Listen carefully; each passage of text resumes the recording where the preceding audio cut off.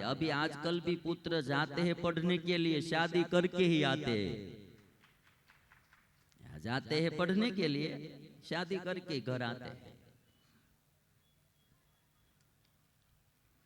एक बात मैं बताऊं कि भागवत में सब जो ये रुक्मिणी का विवाह हुआ ना, तो पहला प्रेम पत्र यदि किसी ने लिखा हो ने तो रुक्मिणी ने लिखा था। पहली बार प्रेम पत्र किसी ने लिखा हो तो रुक्मिणी ने लिखा था।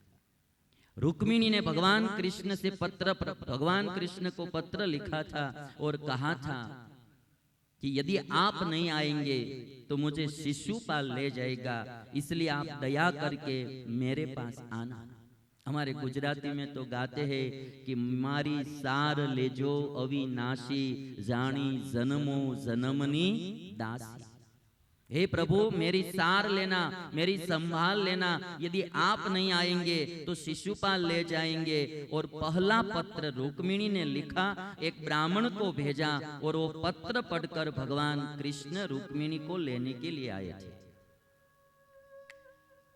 इसलिए प्रेम पत्र लिखने की शुरुआत भी भागवत में से ही हुई है। और अब तो जमाना हो गया पत्र का। पहले के लोग पत्र लिखते थे जब मोबाइल नहीं थे, फोन नहीं थे। और जब प्रेमिका और प्रेमिका पत्र एक दूसरे को जाते हैं ना, तो जैसे कि कोई सोना की लगड़ी मिल गई हो ना, इस तरह से उसको संभाल के रखते थे, बार बार पढ़ते थे। 10 दिन जाते हैं तो फिर पढ़ लेते थे। जैसे रामायण का पाठ करते हैं ना, वैसे वो पत्र का पाठ करते थे। आजकल तो फोन आ गया, इसलिए फोन में ही बातें कर लेते हैं, किंतु पत्र लिखने की शुरुआत रुक्मिणी ने की। आज पुत्र को प्राप्त कर रुक्मिणी और सब परिवार पूरा आनंदित हुआ। भगवान कृष्ण का एक विवाह रुक्मिणी के साथ हुआ। अब दूसरे विवाह की बात मैं आपको सुनाता हूं। थोड़ी भागवत की कथा आप पहले सुन लीजिए। द्वारिका में एक सत्राजित नाम का व्यक्ति रहता था। वो सूर्य का परम मित्र था। सत्राजित के पास एक स्यमंतक नाम का मणि था। वह मणि प्रतिदिन 8 बार सोना देती थी और वह जहां रहे वहां दुष्काल आदि उपद्रव नहीं होता था। मणि में ही इतना प्रताप था। तो भगवान कृष्ण ने एक दिन सत्राजित से कहा कि जो अच्छी प्रॉपर्टी होती है वो राजा की कहलाती है, तो आप द्वारिका के राजा उग्रसेन को ये मणि दे दो। कहीं भी अच्छी प्रॉपर्टी निकलती है तो वो राजा की होती है। एक अभी गवर्नमेंट है तो गवर्नमेंट की होती है। अभी आप सब तो यहाँ जानती है, कोयला नगरी में बसते हैं। ये जो कोलियारी सब थी, हमारे सब गुजराती लोग तब तो बहुत समृद्ध भी थे और कोलियारी थी। तो इंदिरा बेन ने रातों रात सबकी ले ली कि भाई हमारी प्रॉपर्टी है। तो जो अच्छी प्रॉपर्टी निकलती है, कोई भी यदि आपका खेत है और खेत में से यदि सोना निकलना शुरू हो जाए तो गवर्नमेंट तुरंत ले लेंगे, क्योंकि वो प्रॉपर्टी उनकी कहलाती।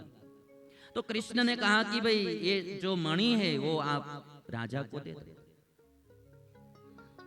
सत्राजित ने मणि नहीं दी। एक दिन सत्राजित का भाई प्रसेन मणि गले में पहनकर शिकार खेलने गया। तो शिकार खेलने गया था प्रसेन। एक सिंह ने प्रसेन को मार डाला और मणि लेकर सिंह चला गया। अभी धन में से कितनी उपाधि होती है वो आप देख लीजिए।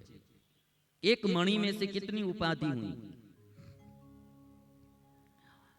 प्रसेन को सिंह मार कर ले गया, मणि लेकर चला गया। थोड़ा आगे जब गया तो एक रीछ ने सिंह को मार डाला और वो मणि लेकर रीछ चला गया। रीछ गुफा में जाकर मणि अपने बच्चे को खेलने के लिए दे दी। इधर सत्राजित ने कृष्ण पर आक्षेप लगाया कि मेरी मणि जो थी वो कृष्ण ने ले ली और मेरे भाई को भी मार डाला। भगवान पर आक्षेप आया। ये दुनिया है, यहाँ किसी को किसी ने सुख लेने ले नहीं दिया है। यहाँ भगवान आते हैं न तो भगवान पर भी आक्षेप विक्षेप होते ही रहते हैं। ये समाज है, ये दुनिया है। आज पूजा भी करती है, कल अपमान भी करती है। कृष्ण पर आक्षेप आया। भगवान कृष्ण ने कहा कि मैंने मणि नहीं दी, और समाज में लोग भी आपस में कानाफूसी करने लगे। कोई भी घटना घटती है ना गांव में तो लोग बातें तो बहुत करते हैं। घटना छोटी होती है किंतु बातें करते करते वो घटना को बहुत बड़ी बना देते हैं लोग। एक कान एक मुंह से दूसरे मुंह पर बात जाती है ना तो बढ़ती ही जाती है, बढ़ती ही जाती है। हमारे मंदिर में एक भाई 4 व्हील गाड़ी लेकर आए थे और वो बैक साइड में गाड़ी ले रहे थे तो एक लड़की को टकरा गई गाड़ी, तो लड़की गिर गई। छोटी सी लड़की थी। तो फिर बहिना लोग जो होती है ना वो बातें करने में बहुत माहिर होती है, तो वो बातें करने लगी। एक बहन ने बात की कि भाई एक लड़की गिर गई, दूसरी ने बात की कि व्हील के नीचे आ गई, तीसरी ने कहा कि उसकी हड्डी टूट गई, अस्पताल में भर्ती करवा दिया, चौथी ने बात की तो वो लड़की तो मर गई। हम गए थे बाहर, जब मंदिर में आए तो सब लोग बात करते थे कि एक गाड़ी के साथ लड़की टकरा गई और लड़की मर गई। और जब सही पता चला तो लड़की को कुछ भी नहीं हुआ था, अस्पताल भी नहीं गई थी, कुछ भी नहीं हुआ था, चोट भी नहीं लगी थी, किंतु बहनों ने वो बातें करते करते लड़की को मार भी दी। ये जो बातें होती है ना इस तरह से बढ़ती जाती है।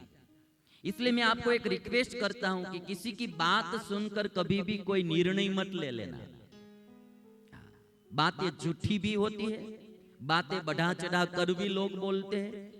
अब जब तक हम परीक्षण न कर ले सही तरीके से तब तक कोई बात मानना मत।